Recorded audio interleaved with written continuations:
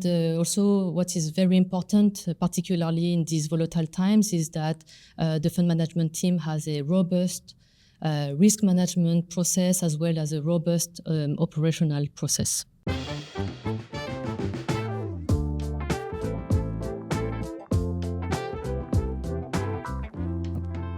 Hello from Frankfurt am Main. We're here today at the Fund View Roundtable talking about fixed income, and with me is Kelly Baccam from Allianz Global Investors. Hello. Hello. Good afternoon. Yeah, talking about fixed income in this environment, it's a pretty tough environment. We've got tight spreads, high valuations, of course, the political uncertainty. So would you say bonds can still be kind of this stabilization for a portfolio? So first of all, when we think of portfolio stabilizers, we think of instruments that are helpful for, capital preservation and that exhibit low correlation to risky assets such as equities, for instance. And I would say that nowadays, whether bonds can still act as a portfolio stabilizer or not in a portfolio depends very much on the nature of the risk and shocks that can affect the markets. So when there is a growth shock, like we have seen when the COVID crisis started, in this case, government bonds really acted effectively as portfolio stabilizers because, central banks were expected to cut aggressively rates in order to support the economy. However, when there is an inflation risk, like we have seen since the beginning of the conflict in the Middle East, in this case, government bonds didn't play so much their role of portfolio stabilizers because inflation shocks tend to push lower both equities and fixed income at the same time, and therefore limiting the diversification benefits of government bonds. The current inflation risk that we see, there might be a point in time when they turn into growth risks, and then in this case, government bonds could play again their role of portfolio stabilizers. So the bottom line is, yes, bonds can still act as portfolio stabilizers, but it is very much conditional to the macro environment and to the risks and that can affect the markets and the economy. When you're selecting fund managers in this environment, what's key for the selection? In this current environment, it's true that fund selection is more important than ever. However, the criteria to do fund selection are unchanged.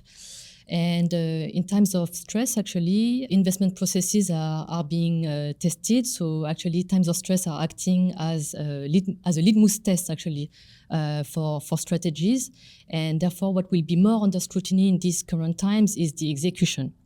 In terms of criteria, what we are looking at is that we are searching for stable and experienced fund management teams that have stable performance through the cycle and an alpha generation that is, repeatable and not due to just one-off event. And also what is very important, particularly in these volatile times, is that the fund management team has a robust risk management process as well as a robust operational process. So would you say you're focusing on active funds and fund managers, or do kind of passive ETFs play in the kind of fixed income market a role too? In the fund selection process of the fund management team of Allianz Global Investors, in our initial screening, we do not discriminate between passive and active instruments. So all these instruments are being screened all together when we are searching for the best performing instruments in a specific asset class. Having said that, it's true that there are asset classes where active fund management is more likely to differentiate itself from passive strategies. And this is particularly the case for asset classes where there is higher dispersion and often less liquidity, for instance, in high yield credit or emerging market debt. In high yield, for instance, we expect active fund managers to avoid defaults to the maximum extent they can, whereas it's more difficult for an ETF to do that because by construction, an ETF is replicating an index. In the emerging market space, for instance, it's a very complex and heterogeneous asset class. From a regional standpoint, it's covering Latin America, Eastern Europe, Middle East, some parts of Asia, and therefore we expect active fund managers to be able to exploit dispersions in such an asset class. There are also other asset classes where there's very deep liquidity, like in the government bond space, where it's maybe more difficult for active fund managers to outperform. And in this case, some ETFs prove to be very useful and cost-efficient instruments to be, for instance, allocated to a specific duration bucket. In short, we remain vehicle agnostic in our fund selection process. And this is very much the market structure that will determine where active management adds the most value. Would you say investment niches and fund boutiques are playing a bigger role in your portfolios? As you already mentioned, there are a lot of kind of investment niches in the fixed income market where active managers can deliver added value.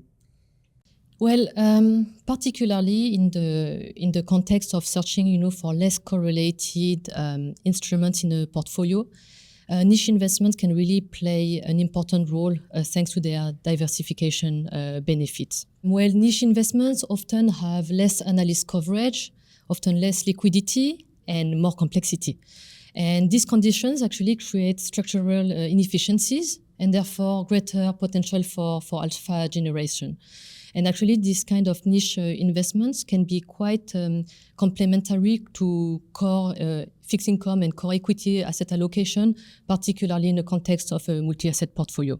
It's true, it's not always the case. It's not always the case, but often, indeed, niche strategies are managed by fund boutiques that have a deep expertise in a very specific market segment.